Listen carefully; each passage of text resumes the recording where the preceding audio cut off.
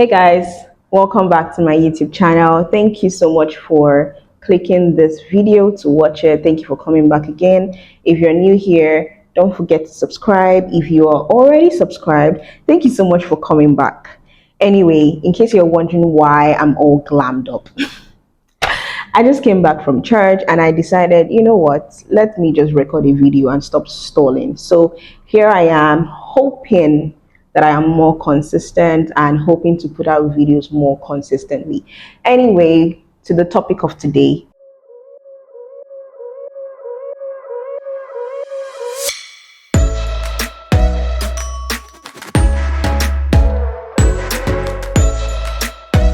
In February, I'm going to be officially 5 years in tech. Actually, I don't know if it's January or if it's February, but one of them. So I'm just going to share a bit of my tech story, and then I'm going to be sharing 5 lessons that I've learned throughout my journey in tech. I mean, I've learned more lessons, but I'm going to be sharing 5 that came to top of my mind. So how I got into tech, how I am where I am today. In 2019, I was in 400 level, and 400 level is a year when you're studying engineering. I studied computer engineering in Covenant University. Woo! And in your 4th year, you are mandated to take an industrial training. So then I had this mind-blowing idea of wanting to work in NASA. I mean, if I still get to work in NASA, I don't mind. But I wanted to go to space. I've always wanted to go to space since I was little. And I'm like, okay, how can I actually go to space? How can I work in NASA? I just thought, oh, the easiest way is to actually do something that will make me become an engineer at NASA, pursue my dream and do all of that. So I decided to start learning coding. I didn't want to learn coding before. I didn't like the idea of coding. I mean, in 100 level, going to 200 level, my family members were persuading me to change from computer engineering to computer science. But the whole aspect of just learning how to code did not sit right with me. So I said, you know what, let me actually learn how to code. And I think when I did a little bit of research, the internet recommended that I learn R or Python. So I'm like, okay, you know what? During my internship, I want to learn how to code. And that's how the journey began. I grew up in Benin City, Edo State, Nigeria, and I wanted to do my internship in Lagos. So I came to Lagos and I was job hunting in Lagos. All those old Nollywood movies where you see people carrying their printed out CVs, walking the streets of Lagos. Don't worry. To actually look for jobs. That's exactly what I was doing. That's exactly what I was doing. I'll go out with my friends. We would go from the mainland to the island. We would have a list of companies that we want to go to without appointment. We'll go there. We'll get to the security. We'll tell them we want to submit our CVs for internships. Some would let us go in. Some would not let us go in. They would say, oh, we need an appointment to go in. So it was yeah. And I didn't have any connections per se. So it wasn't oh, I had this uncle, I had this auntie that was going to place me somewhere to work in Lagos. I had to fight for all of that by myself. So eventually, a friend of mine, a very dear friend of mine, had gotten a job in a church member's office. So I reached out to the church member, reached out to him, told him, oh, I want to learn how to code. And he's like, oh, I need to already know how to code. But then he was going to give me a chance. He asked me to learn HTML, CSS, and a little bit of JavaScript. I think it was just HTML and CSS. I'm not sure there was JavaScript. It was just HTML and CSS, yes. And then asked me to replicate a landing page.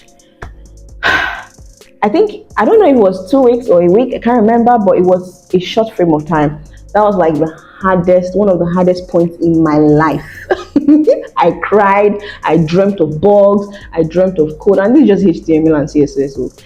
But I was so determined to actually learn. And I've noticed this thing about myself recently where I kind of get like an adrenaline rush when I'm faced with a challenge. Yes, it's going to be difficult. Yes, I'm going to be frustrated, but I still find myself pushing, and when I achieve it, there's just this joy, this rush that I love so much. So anyway, I got on We3 schools. I learned HTML, learned a little bit of CSS, tried to replicate the landing page. So I got in as a front-end development as a front-end developer, and then I knew how to use HTML, CSS, and a little bit of Vue. Vue is a framework of JavaScript, just like you have React and such.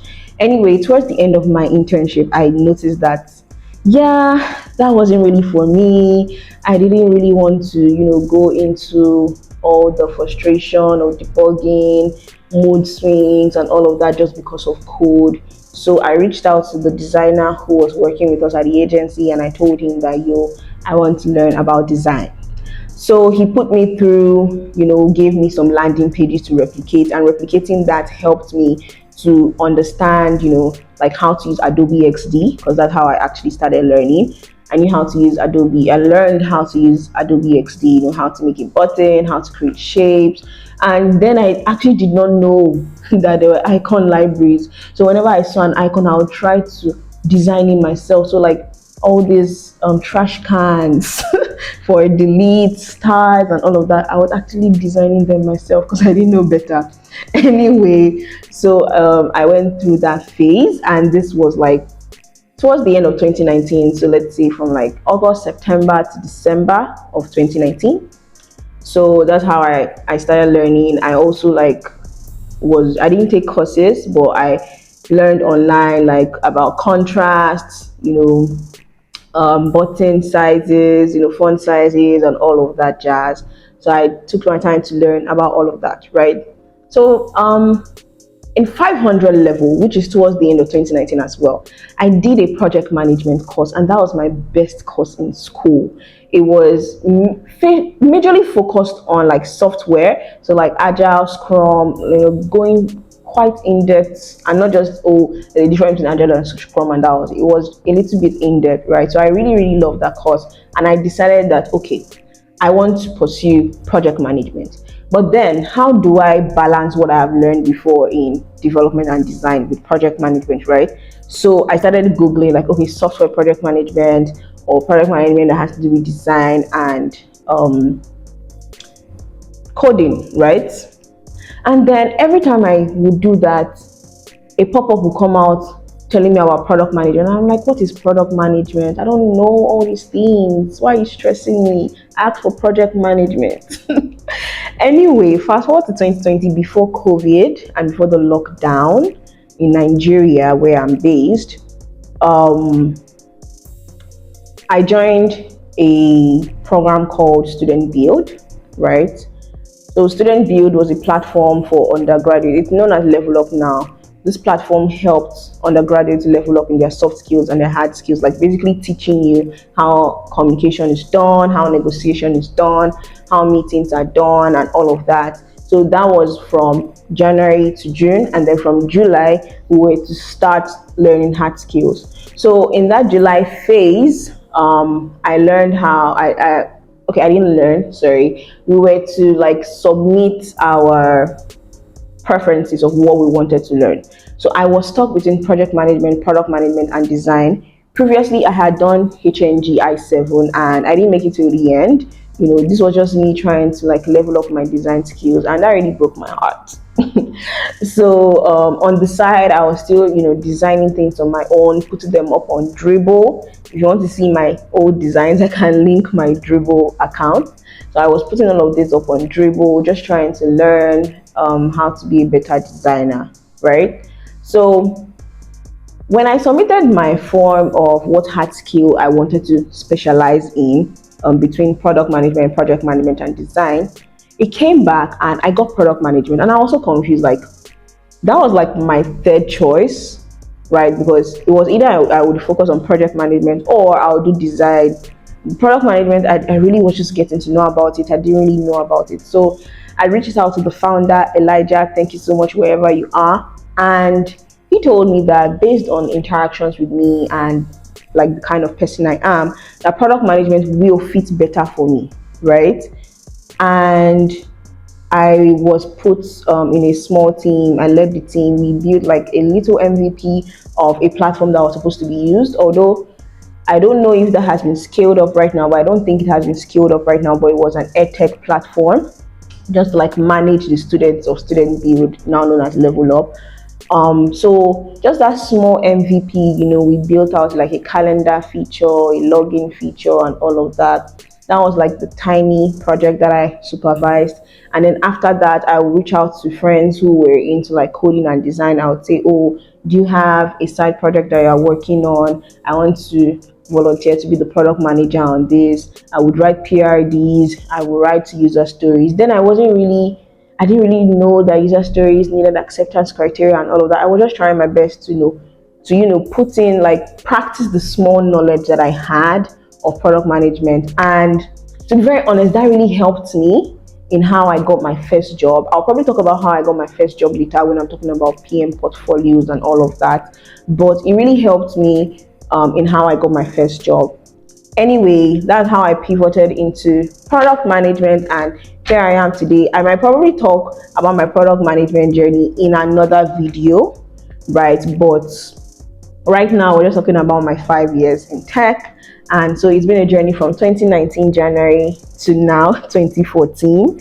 And most times I don't even know that I have been here so long. I just feel like, oh, I've been doing PM. Sometimes I just forget that, oh, you actually like started tech, not product management, but you actually started tech a while ago, and you started like having understanding of how little things work a while ago. So credit to myself. I deserve that. So now I'm going to be sharing 5 lessons that I learned, or 5 lessons that I've learned so far. I mean, there are more than 5, but I'm going to be sharing just 5 that came to my mind, like top of my mind. And I hope that these 5 lessons help someone out there. So the very first lesson: do not be scared of change. Embrace it. Like there's a quote that says, the only constant thing in life is change. And it's quite ironic, right? Because change means literal change. I don't know if there's another word, but things are always taking like different forms from time to time. And you're saying that the only constant thing is change, meaning that nothing is really constant, everything is changing. So don't be scared to embrace change. Don't say, oh, I've been here for so long, it's too late for me to move to another career path. It's not if you're not feeling it, if you feel like you want to explore something else, or you'll be better doing something else, then go for it, right? There's a lady that has been doing product management for so long. She was really inspiring me, and then all of a sudden she decided to pivot to cybersecurity. This is someone who had been like VP of product in different companies, led amazing fintech products in Africa, and she pivoted to cybersecurity, even just completed a master's in cybersecurity. That's a whole career path, and that's because she wanted a change and she went for it, right? Even though it meant starting from scratch. So it doesn't matter if you've been doing something for 10 years, and this is not just in tech, but it doesn't matter if you've been doing something for 10 years and you just suddenly want to change. You probably have been doing banking and you want to change to tech, or you'll be doing tech and you want to change to like public service, government work. Please go ahead, don't be scared. Just make sure that you're making the right decision, right? And that at the end of the day, it's something that is good for you, and you will look back and you won't be scared, or you won't regret making that decision, right? So the second thing is, do not be anxious. Now, this is with context, right? So when I started in tech as a front-end developer, as a designer, especially as a product manager, right? When you know that the outcome of something is like on your head. It was like, if I make a little mistake, and I mean, it still happens from time to time now, but When I make a little mistake, the way I would panic, right? I would panic like, oh my God, I'm going to get fired. I'm dull. I don't know what I'm doing. I'm a fraud, all of these things. And I would eat myself up and I would condemn myself and I would even condemn myself before my manager would condemn me. And at the end of the day, it would just be like, oh, you did this. This is how to do it. This is the correct way of actually doing it. Don't make this mistake again. And you actually learn from it. So after some time, I have learned to sit back. Like if something happens, it's not time to go into panic mode. It's time to go into solution mode. Okay, this is a problem. It's a problem. How do we solve this problem? Yes, you're panicking and everything, but it's not helping anybody. So calm down. It's not the end of the world. Try to fix that problem, right? So the third thing is, don't join a company just because you've been offered shares, right? Now, when you join a company and they offer you shares, there's something called vesting period, right? So you can join a company, they'll tell you, oh, as the founding PM, as the founding developer, founding whatever, we are going to give you 5% shares. I mean, that's a reach, but let's just say 5% shares, right? Don't be so excited and over the top and say, oh, by the time I sign my offer letter, 5% of the company is mine. It doesn't work that way. There's something called investing period. And it means that there are certain goals or certain things that you have to reach in a period of time, right? I mean, it could be tied to goals. It may or may not be tied to certain things that you need to reach, but I think most times they are. But a vesting period means that you need to have been in the company for like 2 years or 5 years, or you need to have done something for a period of 2 years or 5 years before you can get those shares. So you joining a company because they tell you they're giving you 5% shares should not make you jump at the opportunity. What's the vesting period? And looking at this vesting period, I'm not saying you can't stay in the company for 2 years or 5 years, but do you believe in what this company is building? Do you think that this company is going to stand the test of time and actually get to 5 years? I mean, only a small percentage of startups actually like grow. A lot of them die in the early stages. So do you believe in this product? If the startup should crash in the next 6 months, are you going to say, oh, you regret taking this offer instead of another offer? These are things that you need to think about, right, before you actually join a company like that. And another thing I like to add is, don't just do it because of the shares. Irrespective of shares, any company you are joining, make sure you kind of like have a plan for what you want to achieve. I'm not saying, oh, you join a company because you want to be the CEO of the company later, or because you want to be the VP of product later, right? But whatever company it is that you're joining, always plan to learn something there. Always have a goal. Oh, I'm joining this company because I want to get better at this. Oh, when I join this company, this is something that I'm going to be able to achieve. Always have that at the back of your head. Okay? So the fourth thing is, learn to talk about your accomplishments. People always want to be associated with success, right? If you don't share your accomplishments, right, people would shy away from you. So I'll use myself as an example. When I started in product management, I used to talk about it a lot. I mean, I didn't really know enough about it, but I talk about it a lot. And then I had people reach out to me, oh, I want to learn about product management. I had a small community, right, where I was teaching people about product management, right? And I know that it helped them, but after some time, I started to feel like an imposter, so I withdrew and I really stopped talking about product management. Like, you would even barely know I was a product manager except you knew me before.